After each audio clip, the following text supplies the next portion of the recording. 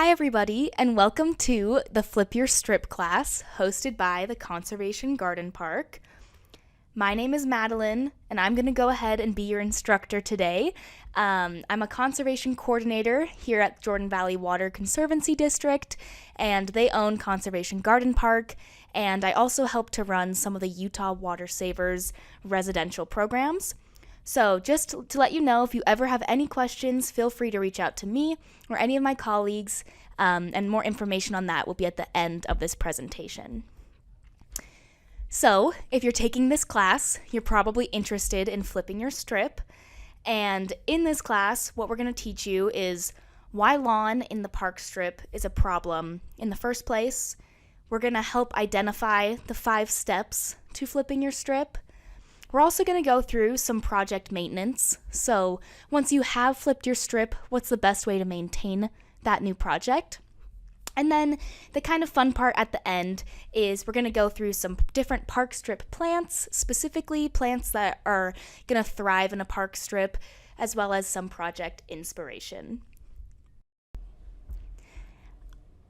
Alrighty, so let's go ahead and talk about why having lawn in your park strip is a problem. The first huge problem that we care about as a water district is going to be water waste. So the average lawn park strip uses about 7,000 to 10,000 gallons per season. And additionally, most park strips are less than 8 feet wide. And irrigation systems are really designed to water spaces that are 8 feet wide and wider. So that problem is why you get this overspray onto the sidewalk and into the road. And really all that water is just wasted dollars going down the drain. The next problem with park strips is that they're really non-functional. We're not anti-turf here at the district by any means.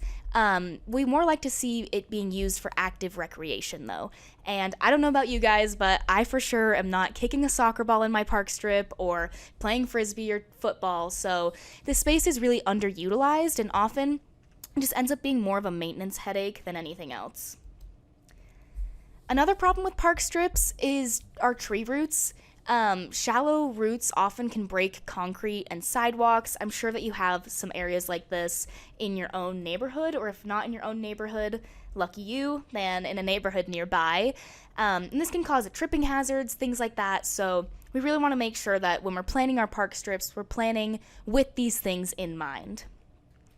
Another problem with park strips is it's an extreme climate. So what's unique about a park strip is on both sides of it, you have this really hot reflective surface that's going to retain a lot of heat. So the concrete on the sidewalk and the asphalt in the road both retain a lot of heat, making this microclimate that just scorches any lawn living there, which then only contributes to the water waste because you just need to water your lawn more and more and more for it to stay green. Another reason that makes kind of a park strip a extreme microclimate is the road salt. So in the winter, we have icy, snowy roads, and we have our lovely snow plows go out and throw salt on the ground so we can all drive to work and to school and where we need to go. But what ends up happening is once we kind of plow that snow, it all gets put onto our park strips, and then it melts, and then our soil becomes really salty in that area.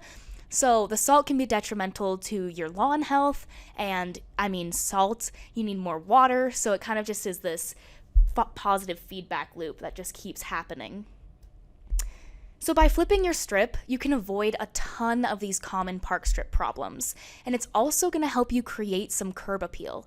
And these are real results from past class participants, so these people have taken this exact same Flip Your Strip class, and they've created these beautiful park strips from it. I really love the photo on the right. I think it's really striking to see the contrast between the park strip that's been flipped, and then you can really tell how much that lawn is just struggling next to it. And you can see it's definitely being underwatered. Often it's a lot more weeds than lawn even to begin with, so I think this is a really great example. And the other thing that flipping your strip is going to help you do is going to help you create a really nice pedestrian experience. So I don't know about you guys, but if I was going on a neighborhood walk, I would much rather walk on the sidewalk on the right than the sidewalk on the left. The sidewalk on the left is kind of what's the traditional pre-installed default. It's where grass is just everywhere and it's not super visually interesting. There's no colors or textures. You can just see the repetition of the utility boxes and the mailboxes.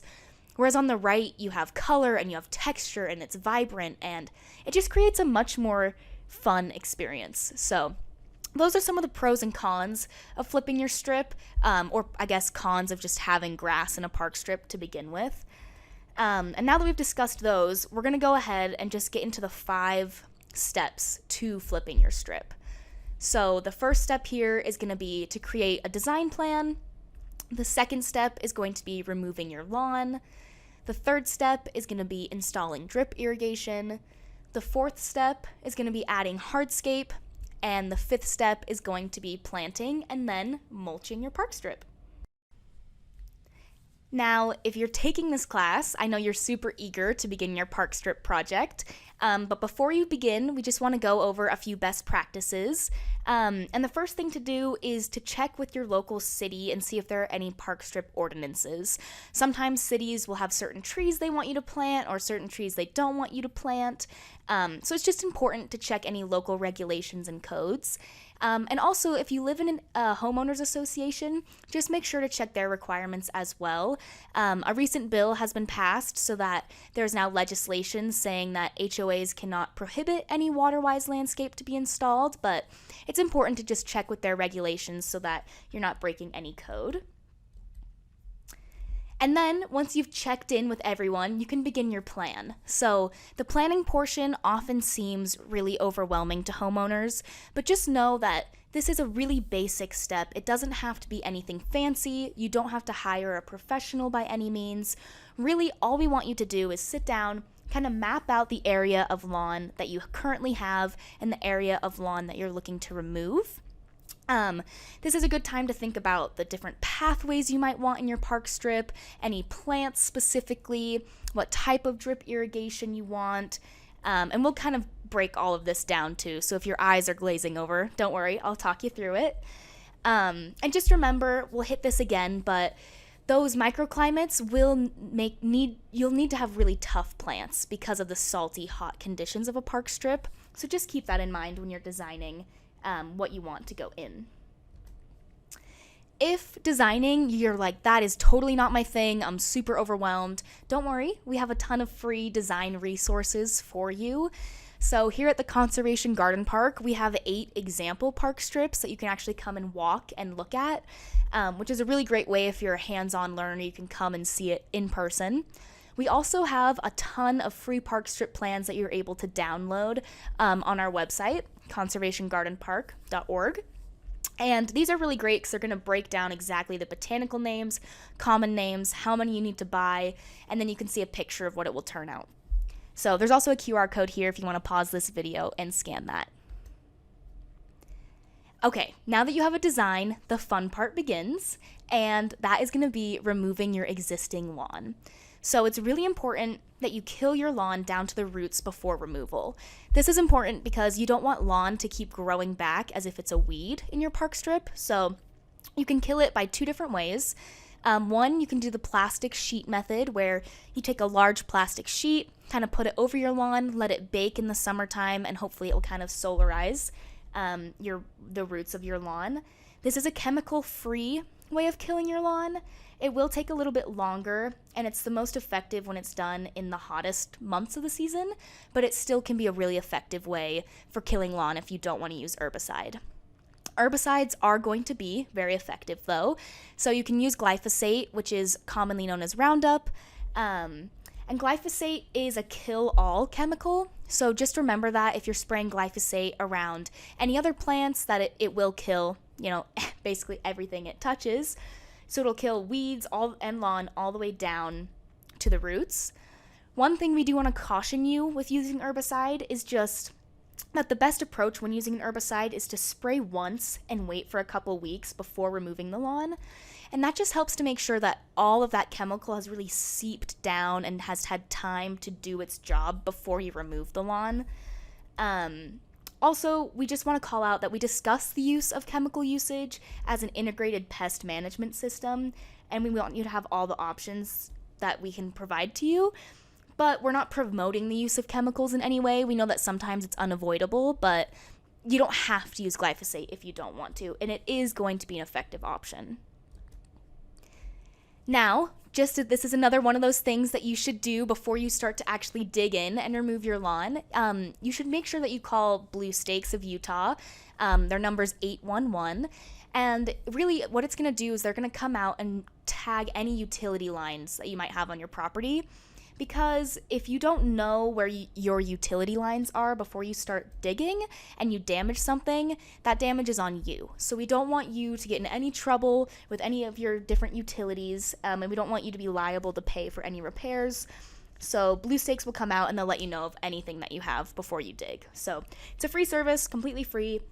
Just do that before you get on to removing the lawn that you've just killed. But once you've killed your lawn, and you've called Blue Stakes, and you're ready to remove the existing lawn, there are another couple different ways you can go about doing this. So you can go ahead and rent a sod cutter, you can use a tiller, you can go the old-fashioned route and just use a handheld shovel and, your local Boy Scout troop and get them all out there for a while. With any of these options, one important thing to do is to mark any existing sprinkler heads with flags or sticks. Anything that you don't want to damage, just mark it so that you don't run a tiller over the top of your sprinkler heads. And another good thing to mark is where any existing tree roots are, and to just be extra careful when removing lawn around these areas because we don't want to damage any mature trees throughout this process. Another thing that's interesting about this removing existing lawn is you can see in this top picture, they're doing more than just their park strip. They're doing their whole front yard. And oftentimes people kind of get stopped in their tracks when they're like, oh my gosh, I have to remove so much material from my landscape. That seems like so much work. I don't know if I want to do it. Just know that you don't necessarily have to remove all of the lawn. If you've killed your lawn and you can remove around the edges of any driveways, sidewalks, or the road and dig down, we recommend about 3 to 4 inches for you to dig down. You can till that other parts of the lawn back into your soil, so it will kind of create a mound in that area, but it will also help to enrich your soil later on, and you won't have to remove as much material. So that's just another option. It won't be perfect for every single area where you're removing lawn, but it might be helpful in some. So just keep that in mind. Here is a great example of a park strip that has had the lawn removed, and you can see that the lawn and soil has been removed 3 to 4 inches below the grade of the sidewalk. And what this does is this helps you to retain a layer of mulch so that it won't be spilling onto your sidewalk. I'm sure you've seen, rock mulch just rolling off of people's park strips and falling into the sidewalk. And this way, if it's below grade, you're not going to have that issue. It's going to be less maintenance. And just another thing to consider in this step is the stormwater flow of your landscape.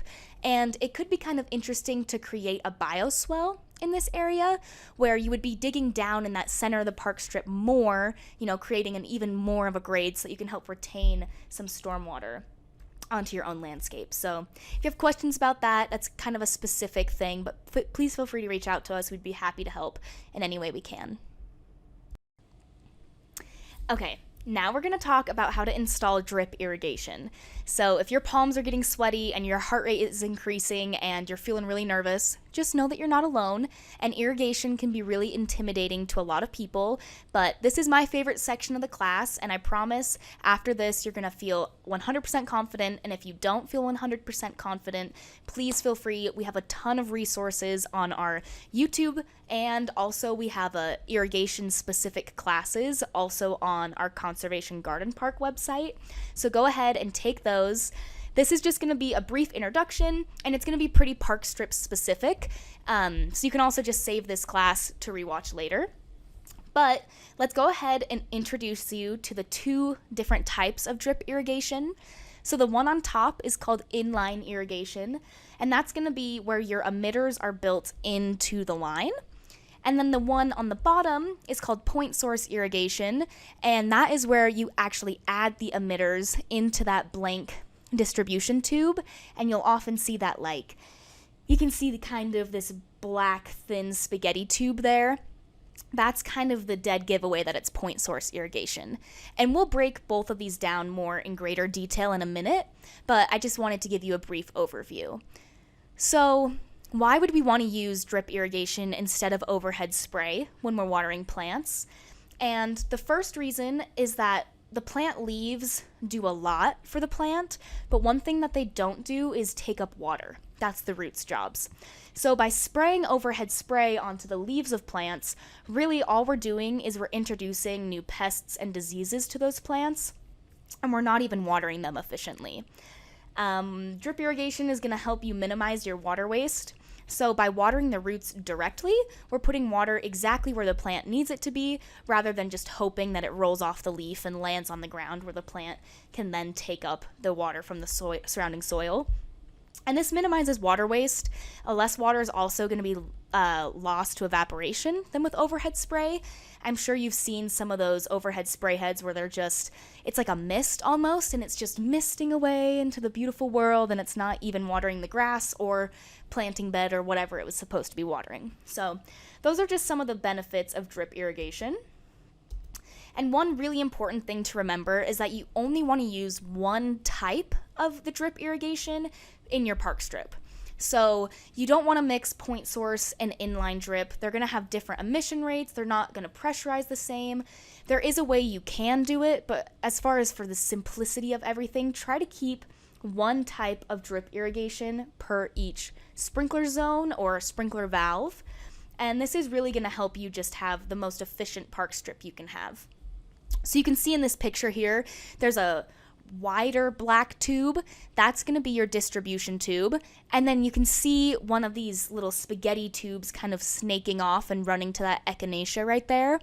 And that is the dead giveaway that this is a point source setup, and that is a point source irrigation line.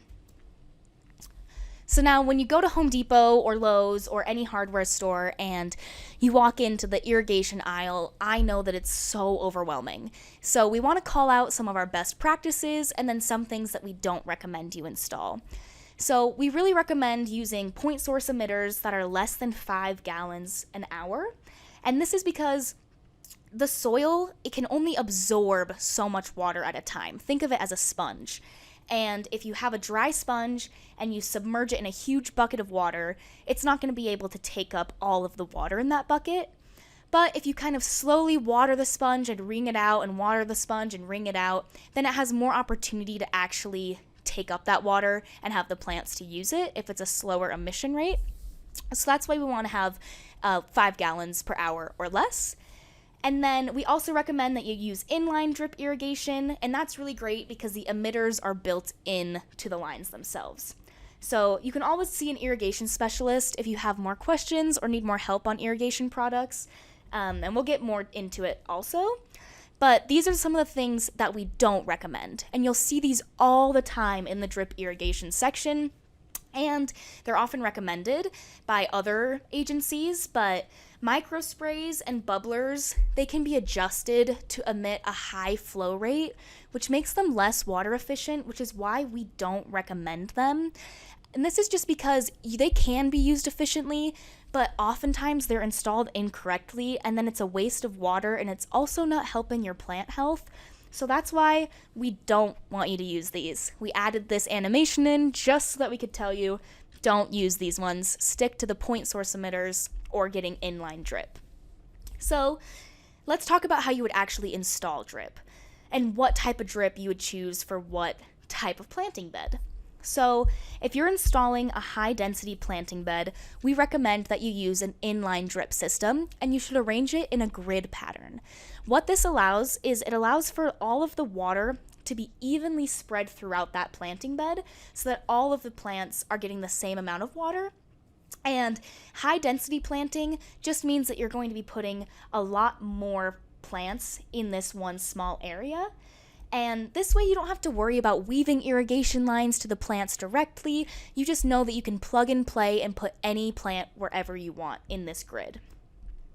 What's really nice about inline drip is that many planting beds are going to be unique shapes. The park strip is a nice area because usually it's a pretty straightforward rectangle. Sometimes there's a bit of a curve to it, but inline drip will conform to any shape, and you can keep the grid in almost any shape. You can see in this picture, yeah, it's a little wavy and maybe not every single space is perfectly laid out, but you can see that the lines are evenly spaced apart. And when you are spacing your inline drip lines, you'll just want to do the distance between each emitter in the line.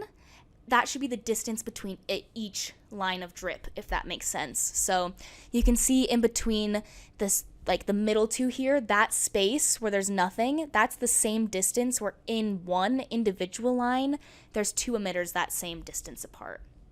So that's kind of how you set that up. If you're going to set up some point source irrigation, what you want to start with is by running a blank distribution tube down the length of your planting bed, and then you're going to run in those individual spaghetti tubes to each individual plant. What you need to remember with point source is that you're going to need to add more emitters or more spaghetti lines as the plant matures, or if it requires more water.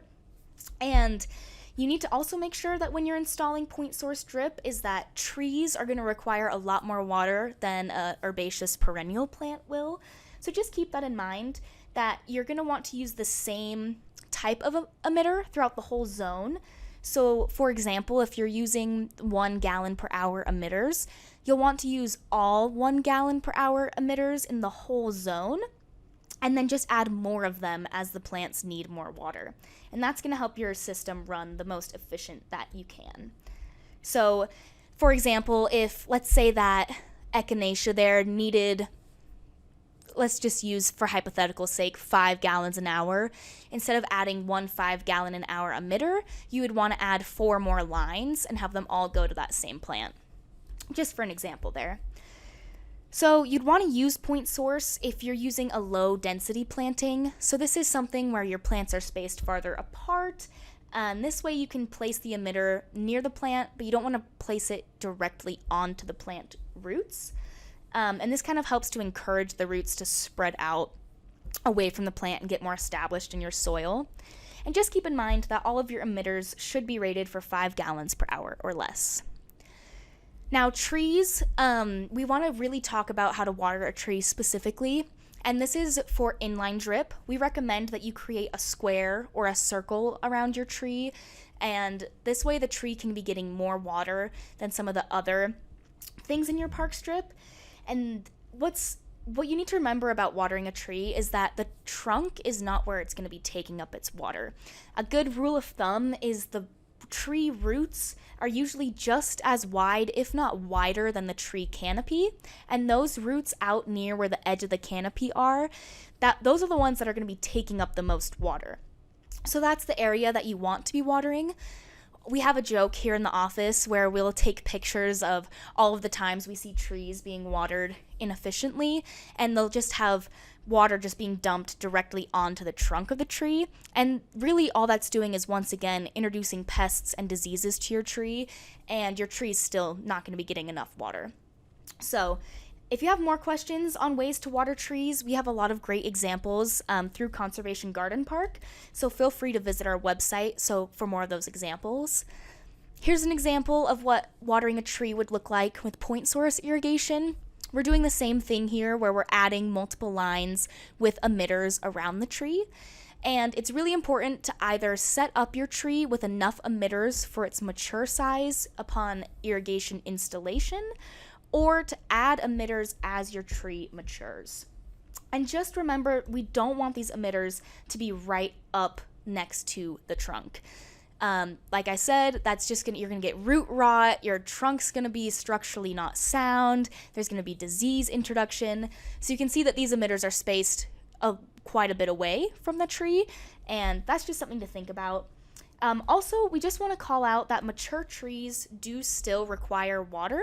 So a lot of times when people are removing lawn from their park strip and just replacing it with just rocks, they're not thinking about how that tree is going to get irrigated, and often at times the mature tree will end up dying because it's not getting any water. So just keep that in mind, that when we are switching to a more water-wise landscape, it's important to keep our trees' health in mind as well. So another best practice for installing your irrigation system is to install a pressure regulator and a filter. Drip irrigation systems must have this. It doesn't need to be this exact one, but you need to have a pressure regulator and a filter. And this is because the water pressure of a typical house is anywhere from around 40 to 60 psi.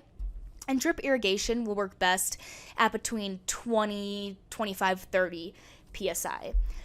So this pressure regulator and filter does need to be installed for each drip zone or at each drip valve. And I'll show you a slide right now that will show you what that looks like. So here's a traditional sprinkler valve on the left. This is what's used for your lawn zones. This is what's used for spray sprinkler heads. And on your right, you can see where we've added that pressure regulator and filter onto that same valve. And this is what a drip valve should look like. This filter will also help you, especially if you're using secondary water. We'll talk about that in a minute, but a filter is going to be especially important for you. Another way that you can incorporate a pressure regulator and filter into your landscape and into your drip zones is by using a retrofit head. So on the left, you have your traditional sprinkler head.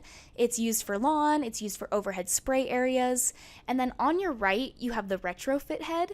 And this is going to be great for drip zones where you just, especially like a park strip, you can go through and cap all of your sprinklers except for one and replace the body of that sprinkler with this retrofit head.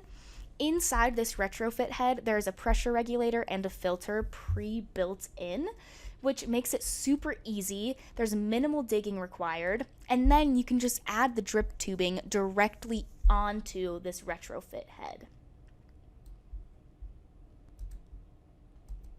One thing that we always like to note in our classes is to be sure to leave the filter and pressure regulator accessible for routine maintenance. So the point of a filter is that it's going to filter out any gunk that's accidentally got into your irrigation line out. So routinely you will need to go and check. You could do it maybe once a year and just check those filters, rinse them out a little bit. The same thing that you would do for the individual filters in your spray heads. If you don't have a big enough valve box, currently, it might be nice to add a bigger valve box, or you can go ahead and install this. You can see here that this pressure regulator and filter isn't installed directly next to the valve. It's installed in a separate valve box, and that's also totally okay. So now let's go ahead and use an example here. So this is like a traditional landscape. You can see there's lawn pretty much everywhere. There's a few pre-designed planting beds. And you can see that we have overhead spray in our park strip. And this blue dashed line represents the overspray that's created by this overhead spray zone. You can see it's spraying the sidewalk, it's spraying the road. So our first way is using the retrofit head to convert to drip.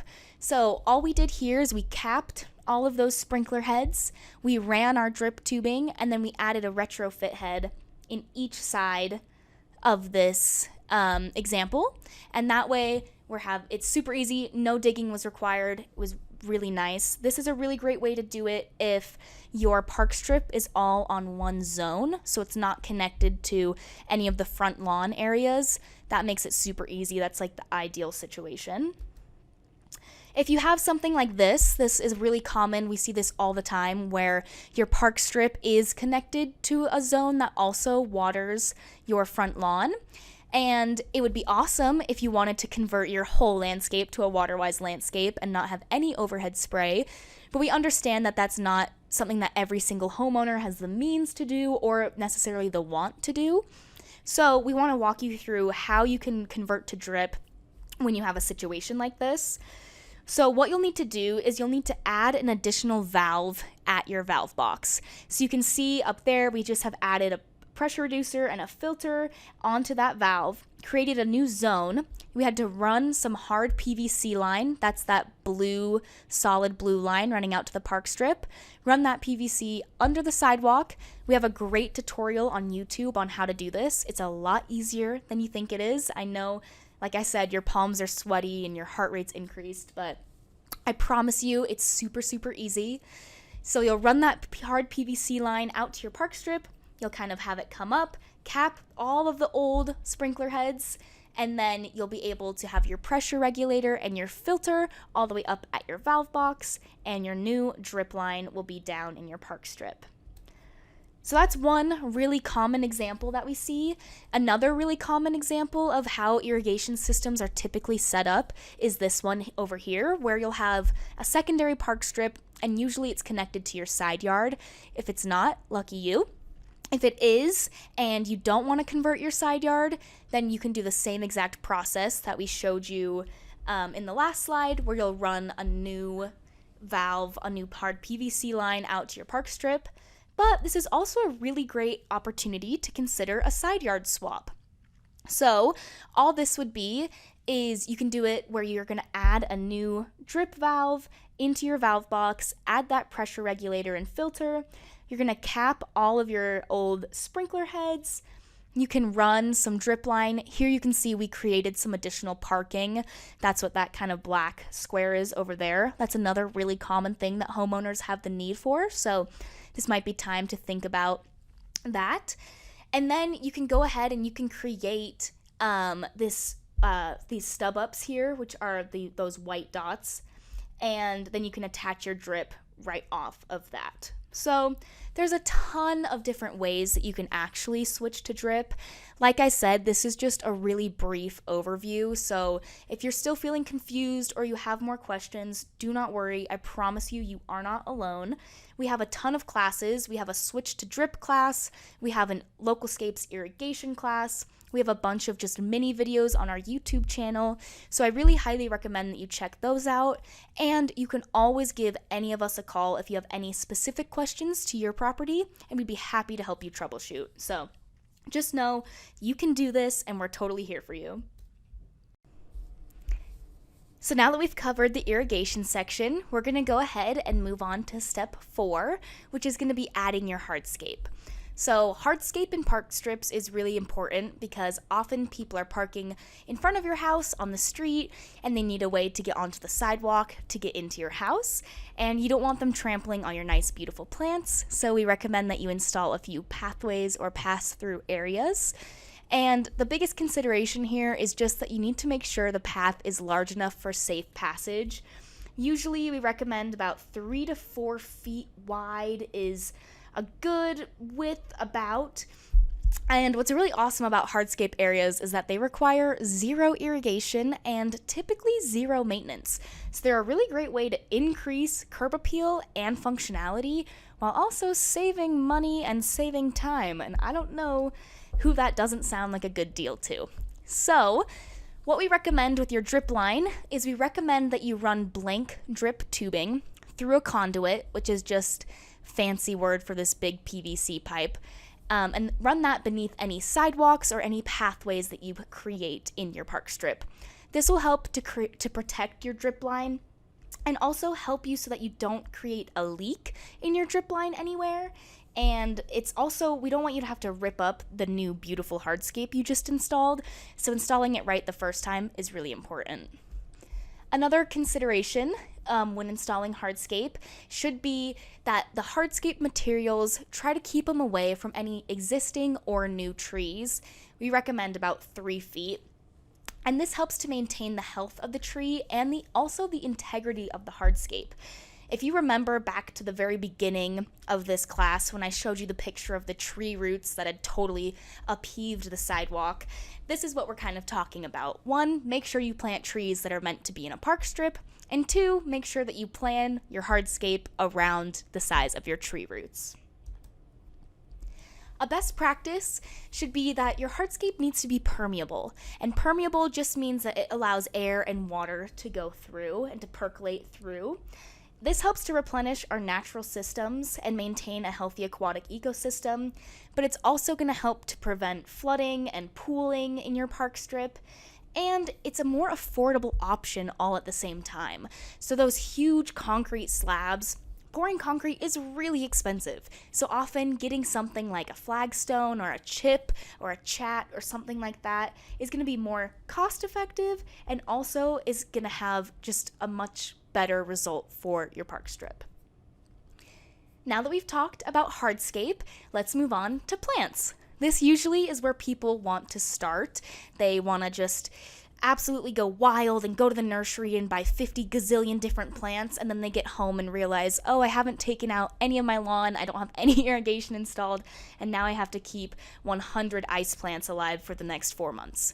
So we recommend that you do this step last. Totally okay to plan out what plants you want to put in your park strip, but don't actually purchase them until you have all the other steps before done. So make sure that your plants are waterwise, compact, and tough.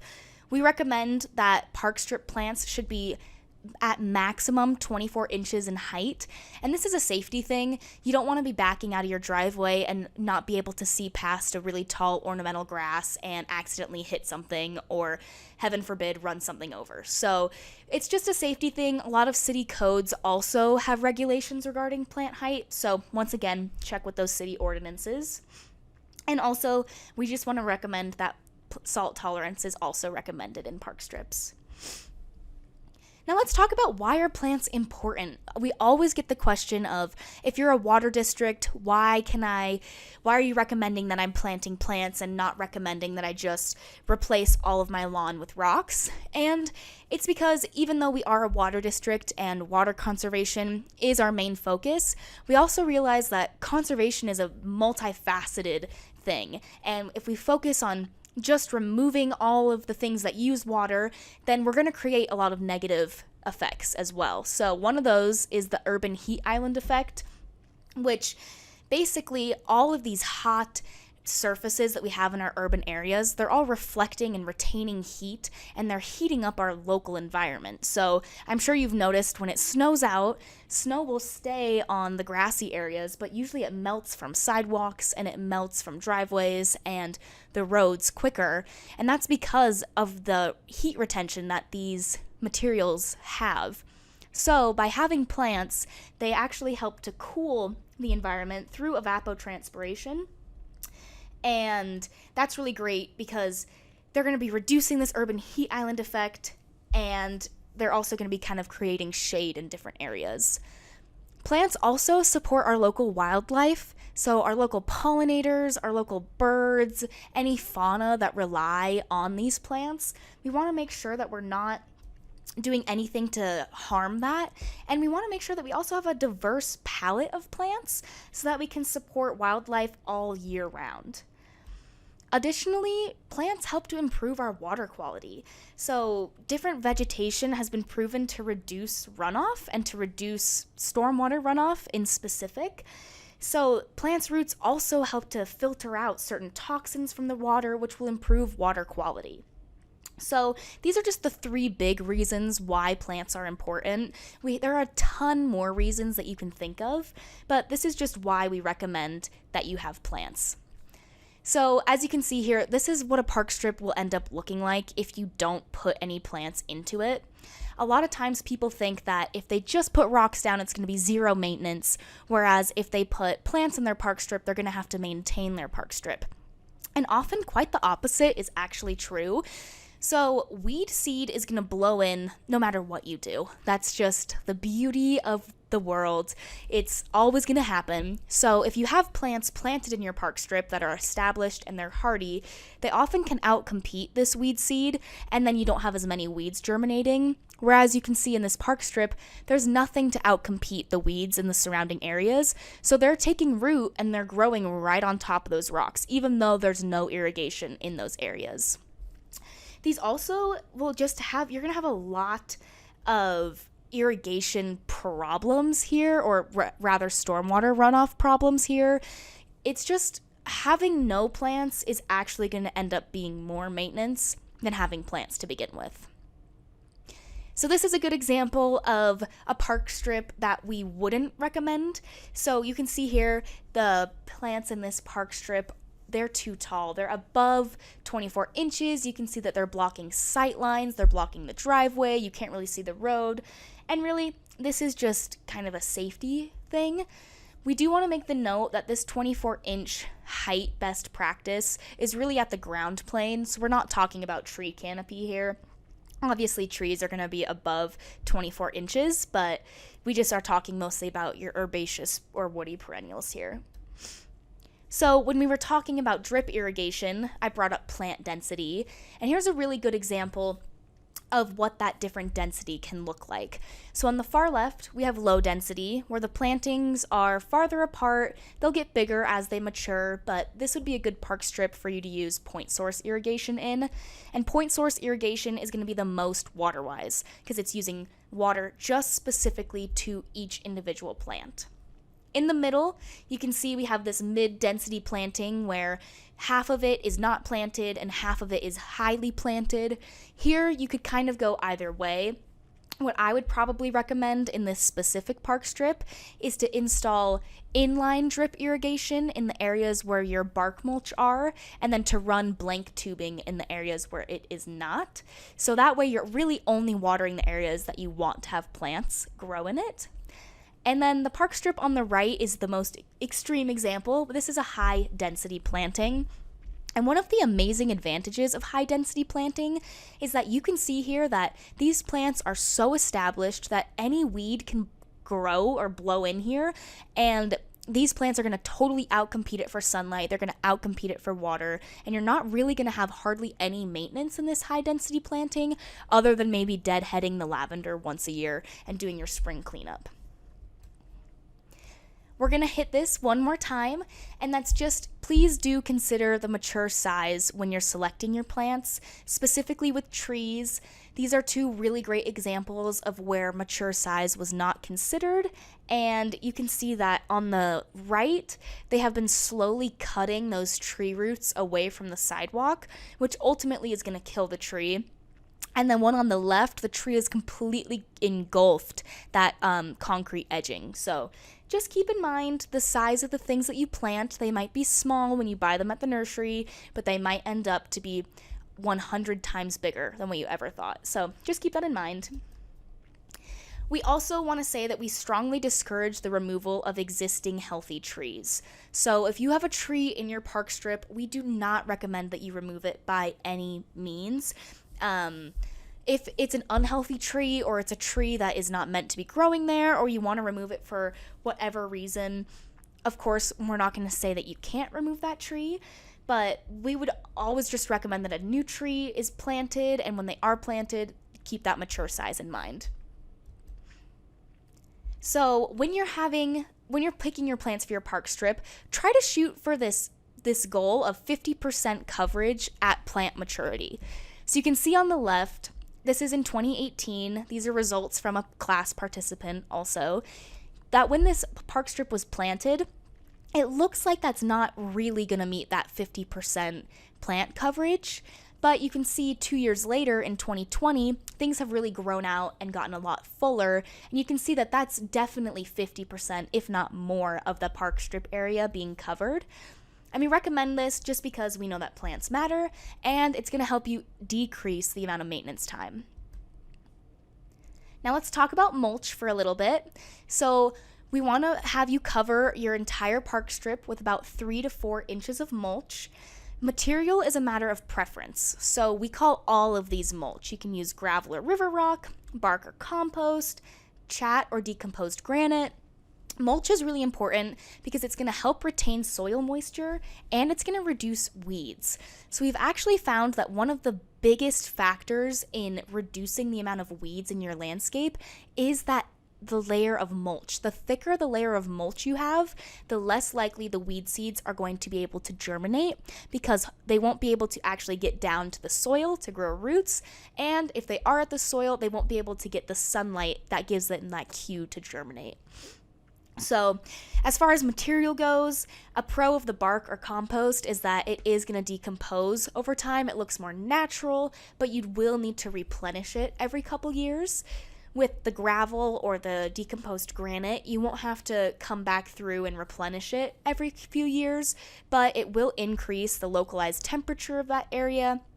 And with the smaller the particle size, so like the chat is a lot smaller of a particle size than the river rock, you're going to have less maintenance with the chat, because with the river rock, what we've seen is a lot of times weed seeds can still kind of weasel their way down in there, and then they can kind of weasel their way up. So just think about that. Think about what your personal preferences are and kind of think through all the pros and cons of all these different options. So like I said before, our best practice is to have 3 to 4 inches of mulch. So that's this. I love this picture because it shows a pathway, but it also shows that that pathway has 3 to 4 inches of chat in it as well. So 3 to 4 inches of mulch everywhere that you can is really going to help reduce your weed seed. Now, we wanted to cover landscape fabric. So landscape fabric is something that is often recommended to go throughout your entire landscape or out throughout your entire park strip. But contrary to most beliefs, we do not recommend using landscape fabric. In our experience with landscape fabric at the Conservation Garden Park, landscape fabric has usually just created more problems than real results. It depletes the soil of oxygen, and it doesn't allow proper percolation of water into the soil. And the worst part about it is that the weed seed will still blow in, and it will just grow right on top of the fabric. It's mind-boggling.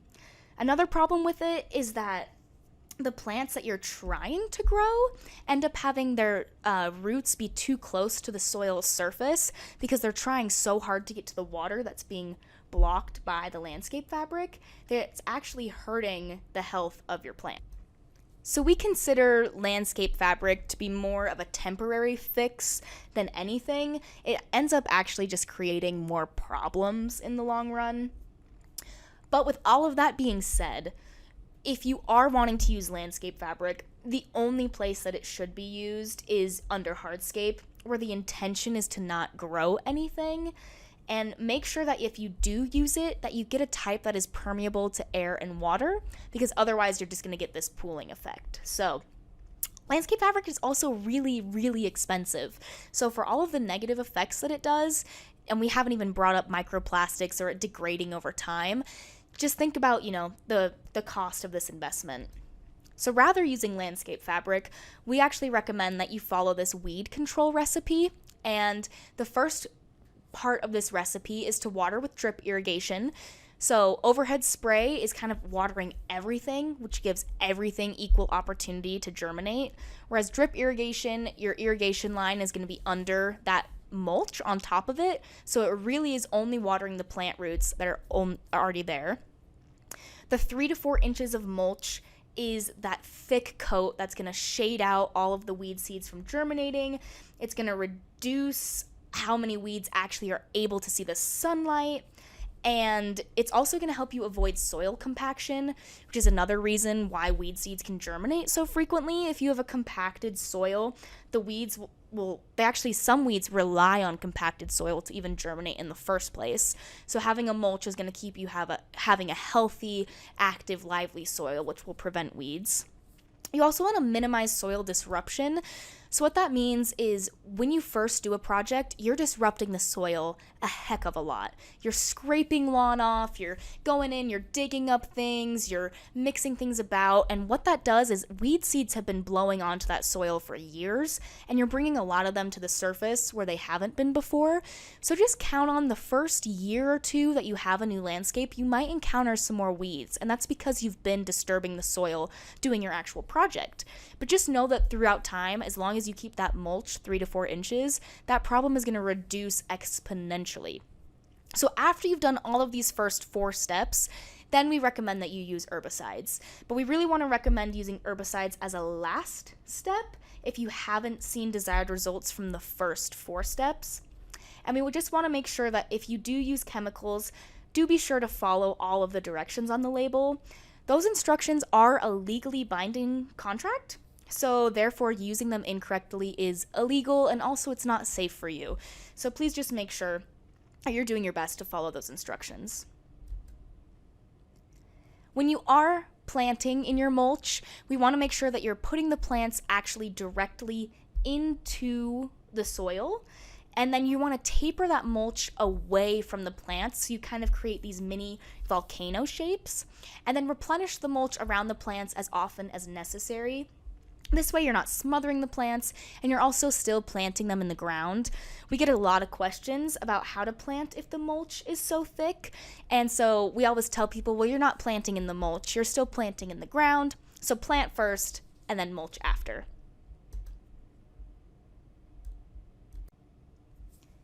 So now that we've finished going through the 5 steps to actually flipping your strip, we want to talk a little bit about park strip maintenance. So here are some tips and techniques so that you can keep your park strips low maintenance and also really beautiful.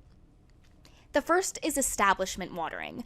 So new plants cannot handle long periods of without water, so it's important to water every other day for about the first 2 weeks. Different plants will have different water requirements, so just make sure you kind of keep that in mind as well.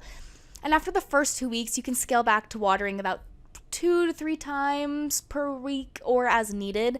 And then after about the first year or so, your plants should be established enough in the surrounding soil so that the drip irrigation will take care of it.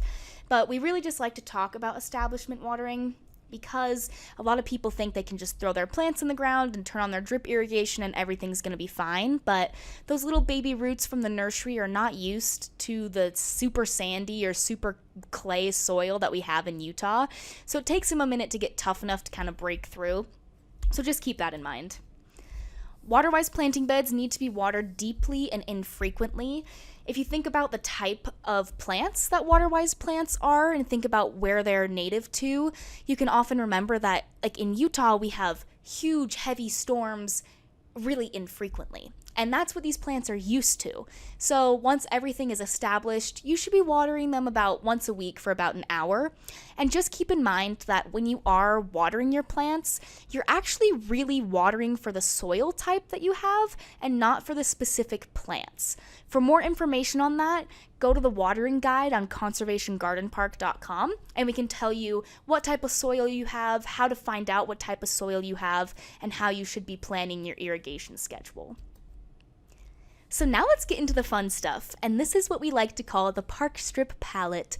And these are some tough and water-wise favorites that we have for Utah park strips.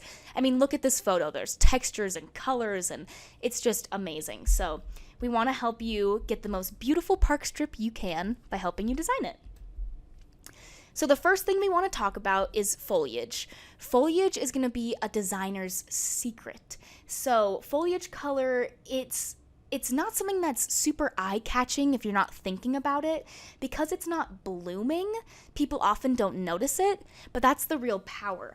So foliage color is still interesting even when it's not in bloom. You can see here that most of the foliage in this photo is green, but you can get foliage colors of deep purples or unique neon shades of green or yellow and dark greens and kind of layer them all together so that even when your landscape isn't blooming, it's still interesting to look at.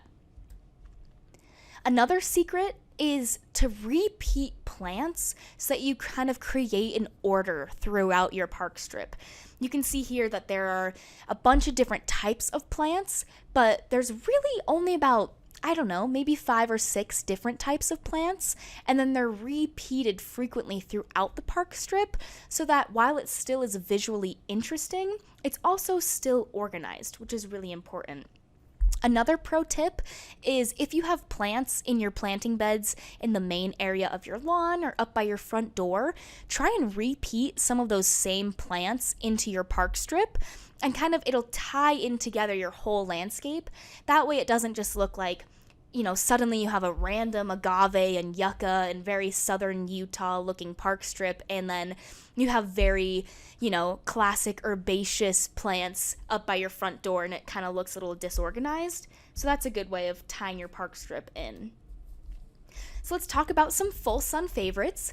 These are the plants that can take the heat, as we like to say. If you have a full sun park strip, these are some great recommendations.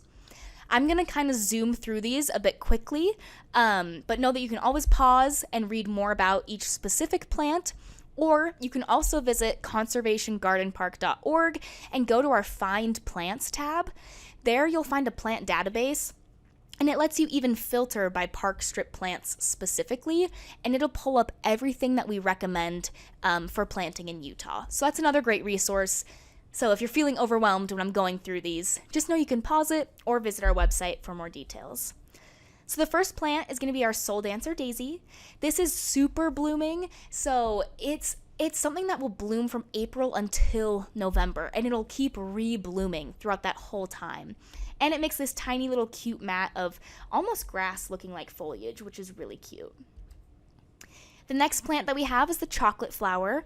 The biggest pro of this plant is that it legitimately smells exactly like a Hershey's chocolate bar. And if you think I'm crazy, I'm not. This is totally something that Willy Wonka used in his landscaping. I can't prove that, but I do know that for certain. And what's also great about this one is that it will bloom on and off all season. It blooms from early summer all the way until the frost, which is really nice. Any penstemon species is going to be a great option for park strips. They're Utah native, there's tons of different varieties, and there's tons of different colors for you to choose from. Up here you can see you have this bright red firecracker penstemon, and then this more delicate purple and pink penstemon on the bottom. So these are really great to add some color to your landscape. Silver-edged horehound is a glow-growing evergreen. This is something that we recommend because it looks great in the summer, and it also provides some really nice winter interest. It also makes a really great ground cover. Know that full sun is going to be best for this plant. It will get a little bit leggy in the shade, so just keep that in mind. Blonde Ambition Blue Grama Grass. This one requires hardly any maintenance and it offers great interest. You can see here that it has this really uniquely shaped seed head that kind of almost looks like grasshoppers floating around, and it adds texture and vibrance where it's planted, which is really awesome. Fire Chalice is another one of our favorites. It's a low-growing ground cover, and it's very attractive to hummingbirds because of that bright red trumpet-shaped flower. And this is another one that's going to bloom from the summertime all the way throughout until the fall. And it works really well as a border plant. So this is a great one to add if you want continual blooming throughout your park strip because it will start to bloom a little bit later in the season. Hummingbird mint is another one that we absolutely love. It's a new growing, it's a new low growing cultivar, and they have so many different varieties of heights, and the leaves are aromatic, and the flowers will attract bees and butterflies. Just make sure with this one to check the plant tag so that you know specifically which one you're buying, and so that you can make sure that you're buying one that's going to be the right size for your park strip. Catmint is another one of our favorites. It's another low spreading ground cover. It's another one that will have repeating blooms. It's in the mint family, but unlike mint, it's not super aggressive, so it won't spread everywhere else throughout your park strip, and it has a really nice smell to it. Blue oat grass is a really common one. It has multi-season interest. It provides that great blue foliage color, like we were talking about, how that's the designer's secret. It's like a blue-greenish color. These grasses are also really nice because they don't need to be cut back. Instead, you just need to do some light raking in the spring. So now let's move to our part shade favorites. These are great understory plants for dry, shady areas. Areas like under a mature tree in a park strip. So our first example is sedge. This is a great ornamental grass. It has multiple different foliage colors depending upon the cultivar you get. And what's awesome is you can plant them really close together to create a kind of unmowed natural look, or you can plant them apart to create a sort of wooded and modern feel. Sedge also adds a lot of texture to your park strip, and it's kind of fun to do a play on, oh yeah, I have a grass park strip, but really it's just a planting of this waterwise sedge, which I think is really cool. This one's super fun to say, so kinnikinnick. It's a native plant to Utah. It is considered evergreen, and it is considered a ground cover.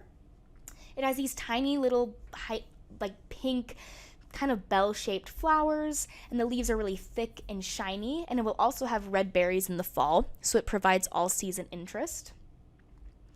Dead nettle is another one that has some great foliage interest. It's like silvery and kind of frosty looking. Be sure to get a variety that does well in our climate. It is known to be aggressive, but because of the low amounts of water that it will receive, it shouldn't take over an area in a park strip. And this one is one that's almost evergreen, but technically it's not. Next up, we have hardy geranium. It does live up to its own name. We've seen this plant grow in full sun, in full shade. It's going to rebloom if it's cut down to the ground after its first blooms have faded. And there are different species of this plant that will have unique characteristics like red foliage in the fall or a different flower color, or some will get a little bit taller or spread a little bit wider. And this is another one where you really want to make sure you check the tag. This one is a favorite in our office. It's plumbago. Plumbago is amazing. It's really hardy. It can grow in full sun. It can grow in shade. The blue flowers will be around in the summer and they'll last until September. And then what's really awesome about this plant is it turns this striking maroon color in the fall. And after winter, it'll just have some little twigs sticking out of the ground. And you just need to cut it back and it'll be ready again to just do its thing in the summer. So it's super, super low maintenance. Next, we want to talk about some park strip trees. So you need to be choosing tough, waterwise trees. The trick to selecting trees for a park strip are to select ones that require little maintenance and also don't get too big for the space they're planting in. And one more time, just please be sure to check your city-approved tree list. Some cities really want all of the trees to look the same, so just make sure you check that. So the golden rain tree, this is an upright tree and it's perfect for a park strip. The branches will stay out of the way and out of the way of the street and pedestrian walkway areas. It also has these beautiful, interesting yellow flowers and kind of seed pods looking things, and the leaves will turn a bright gold in the fall. And usually this tree only gets about 20 feet tall and 4 feet wide. The next tree we recommend is the common hackberry. It's a super tough tree that can tolerate many different soils and drought. It has a unique spreading canopy and it can handle strong winds, which is really helpful in the west part of our valley. It is best to grow it to not grow it under utility lines because these trees can get up to 50 feet tall, and if you have a utility line right going over your park strip, you don't want it to interfere with that in any way. But let's say that you do have a utility line going through your park strip. This City Sprite Zelkova is a great option. It's a nice compact tree. It has a vase-like shape, and the leaves will turn yellow in fall. And it's okay to use under utility lines because of its size.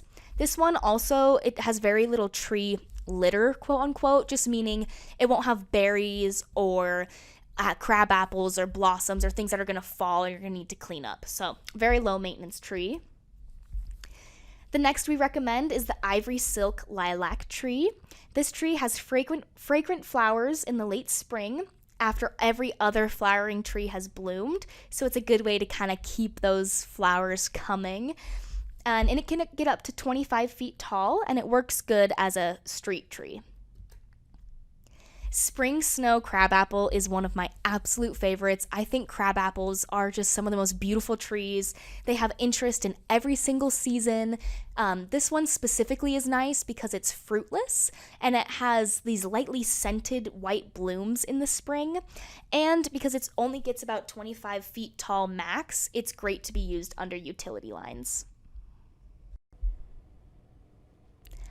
Alrighty, so now that you've made it all the way through class, it's time to go through some project inspiration, which is the most fun part, and we're going to look at some ideas from some successful projects that we've seen. And these are things you can absolutely incorporate into your own landscape.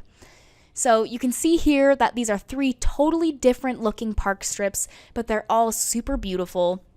And one of the main key takeaways from this slide is just emphasis on repetition. Again, the repetition of colors and the same plant really help to unify and organize these park strips. What's really awesome about Flip Your Strip is that we have seen hundreds of people complete a Flip Your Strip project, and no 2 park strips have ever looked the same. And I just think that's really wonderful. You really get an opportunity to incorporate your own personality, your own taste into your park strip and create something really beautiful. This is a really great example of a park strip. Here you can see they've used entirely sedum, and these low-growing sedums fill in the space so quickly. So the difference here, this was planted in fall 2016, and you can see we came back in summer of 2017, and just look how much those sedums have already filled in. It's truly remarkable. Eventually, it's just going to be a carpet of all these different beautiful multicolored sedums. This park strip is a really great example if you have a big family or oftentimes people are really coming and going from your house. They added multiple pathways in their park strip, which makes their home really accessible. You can tell that they planted really densely in between each pathways so that they were still trying to hit that 50% plant coverage best practice.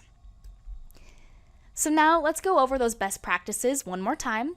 So you should shoot to have at least 50% plant coverage at maturity, and your park strip plants should stay beneath 24 inches in height.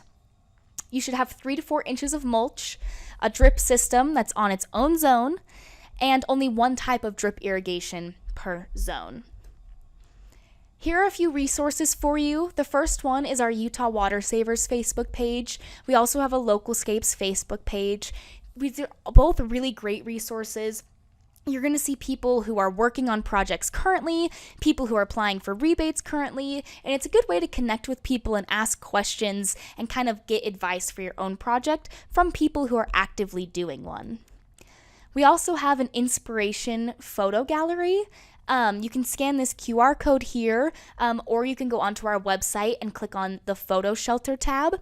And here we have all of our class handouts and also all of our different projects broken up into types.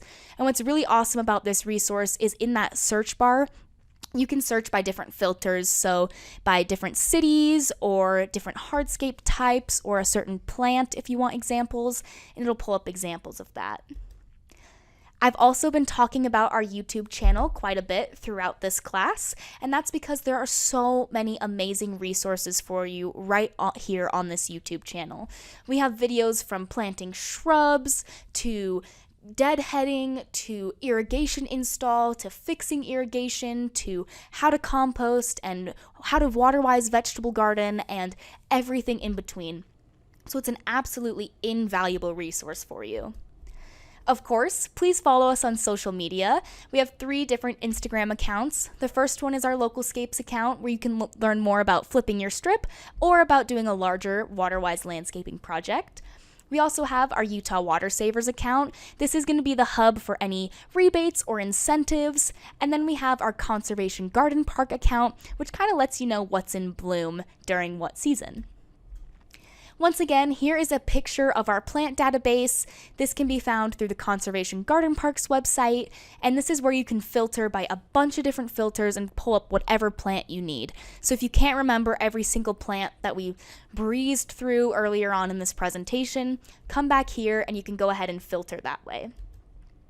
We would love for you to come visit us in person here at Conservation Garden Park. We're located at 8275 South, 1300 West in West Jordan. We have an example Localscapes house where it's a 1/4 acre house, and we show you what you can do with that lot, how you can make it waterwise, and how you can make it even more functional. We have 8 example park strips, so if you just took this class, obviously you're flipping your strip. We'd love for you to come check out our park strips in person, and this is a completely free resource. There's no entrance fee.